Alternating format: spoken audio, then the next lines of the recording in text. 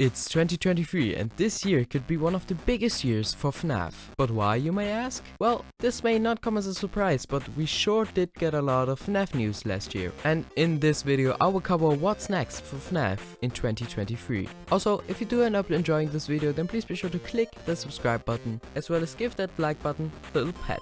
Either way, let's get on to some FNaF news. First off, we have the Security Breach Ruin DLC. Now, DLC, if you didn't know, stands for downloadable content, which means we get additional content for Five Nights at Freddy's Security Breach. And did I mention that it's free? Yes, if you own Five Nights at Freddy's Security Breach, you get the Ruin DLC for free. Now, what do we know about the Ruin DLC? Well, we got a teaser image from Steelworld. So, first of all, let's take a look at the image. In the middle of the screen, we can see a girl who we don't know yet. But surrounding her, we can see a collapsed Golden Freddy statue, as well as the whole plaza area being in ruins. We can see the crushed version of Chica in the left side of the image, and getting towards the top of the image we can see 6 different screens of Gregory, and in one of those screens we can see Gregory saying "help me," and at the bottom of the screen we can see a confirmation that it will come out this year.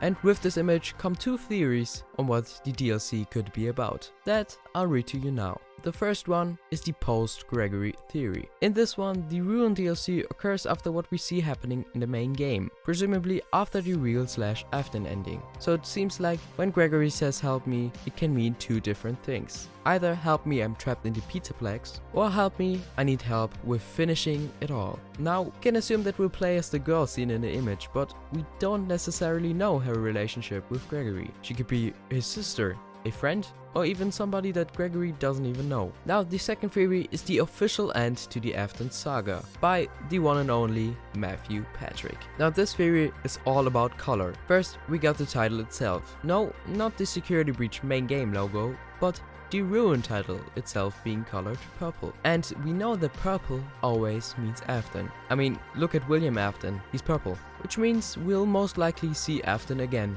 be it with the blob or without him. And like MatPat said in his original theory, he'll be controlling the blob.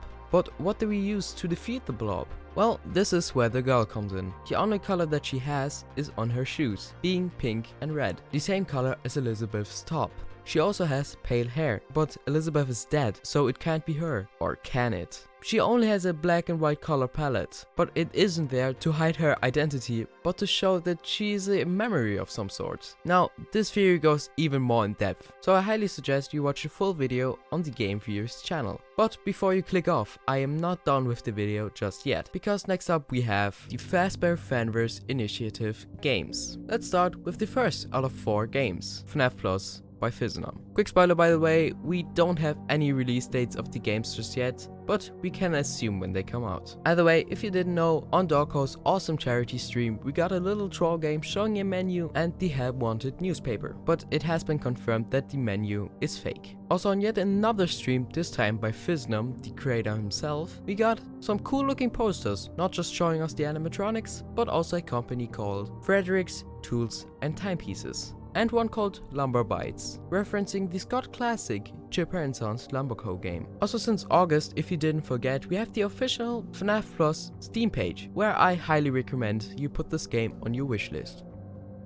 The second game out of our 4 games is Pop Goes Evergreen by Kane Carter. So with Pop Goes Evergreen, we got a little teaser of the Office prototype after beating Pop Goes Arcade with 200% completion. And again, what a surprise, on Dawko's charity stream we got a look at multiple things for Pop Goes Evergreen, 4 to be exact. The first one shows us a skin of the Weaselware phone. The second, a bunch of holographic trading cards. The third, a U2's pin collection of the Pop Goes cast. And last but not least, a full 360 reveal of the new character called False Freddy. This one, as well as FNaF Plus, I really think will come out this year. Now, the third game out of our 4 games is Five Nights at Candy's 4 by Emil Mako. Although we don't know much about Five Nights at Candy's 4, what we do know is that it will be the final installment of the Five Nights at Candy's series. Also, Five Nights at Candy's 4 will be released along with the remastered versions of the first game, Five Nights at Candy's 2, as well as Five Nights at Candy's 3 on console and on mobile. Wait, what is this? A non-horror Five Nights at Candy's spin-off game? Yes, it has been confirmed that Five Nights at Candy's Fur is a thing, and it's going to be an expansion of the Candy's Adventure minigame from Five Nights at Candy's 3. And currently, like the other games, has no release date. Did anybody know about this? Let me know in the comments down below if you ever heard about Five Nights at Candy's 4. And last but not least, we have the 4th game out of our 4 games, which is the Joy of Creation Ignited Collection by Nixon. This collection will include brand new remakes of the original Joy of Creation, the Joy of Creation Reborn, and the Joy of Creation Story Mode, as well as new assets and gameplay for the games, including some story changes. Also, as far as I know, all of these games will have some sort of merchandising. Okay, and next up we have probably the most exciting news of this year, the FNaF movie. Now, there isn't too much to talk about when it comes to the FNaF movie, but first it was announced that Blumhouse is actually going to work on the FNaF movie, and the Jim Henson Company will be working on the animatronics and props. The Jim Henson Company, by the way, worked on the Muppets, so this is a good sign. And don't forget that Scott is working on the movie as well. Also, the most exciting part are the actors, which I'll be mentioning to you now. The first one is Mary Stuart Masterson as an unnamed villain.